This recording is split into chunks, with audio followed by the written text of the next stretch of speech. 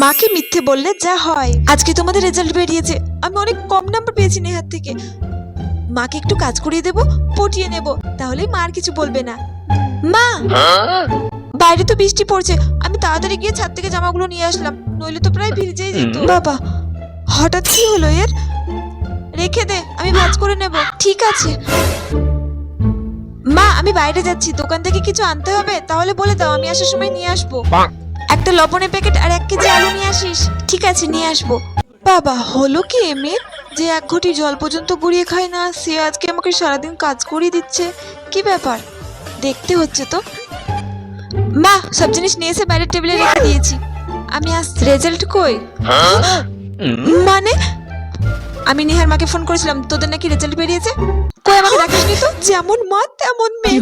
মেয়েটা আমার স্কুল লাইফটা হেল করে রেখেছে, আর ওর মাটা আমার বাড়িটাও যাচ্ছে না। এবার কি হবে?